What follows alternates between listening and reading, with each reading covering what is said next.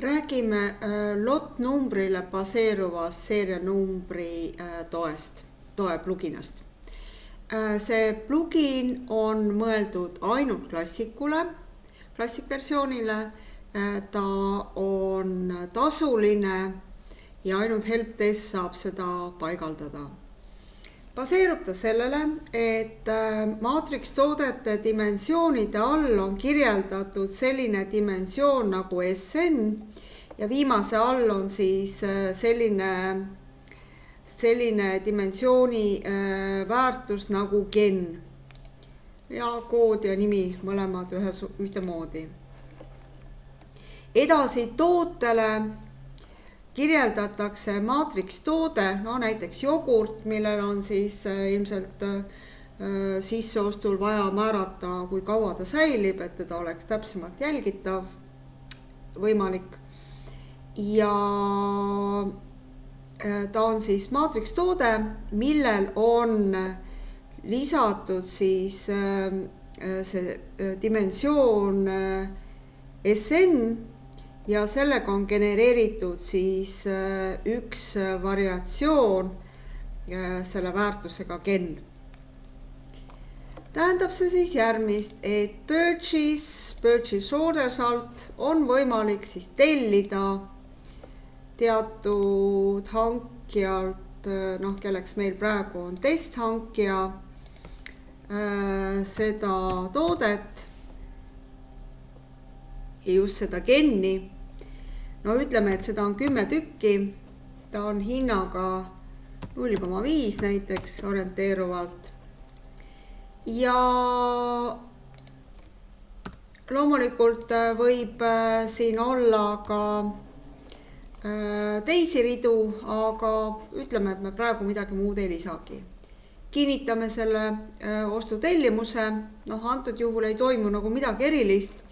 Aga kui me nüüd lähme seda kaupa ostutellimuse alusel sisse võtma, ehk anname käskluse receive purchase order, siis siin on näha, et meile pakutakse välja sama palju ridu ja me saame tegelikult öelda siis, et millise koodiga ja milline kogus tuleb. Et neid kõiki 10 ei ole vaja ära kasutada. Aga ütleme, et meil on osa on 28, 10, 2, 0, 1, 8. Neid on näiteks 3 tükki.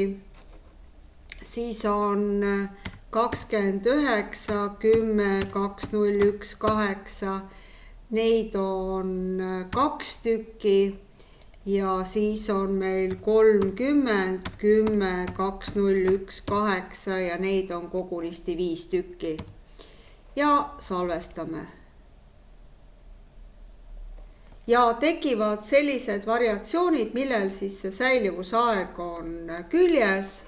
Sellel dokumendil on mingisugune number ja kui ma selle kinnitan, siis see tähendab seda, et siia tootele tekkisid täiendavalt maatriksi variatsioonid nende kuupäevadega ja ma konkreetselt müün konkreetse säilivusajaga kaupa.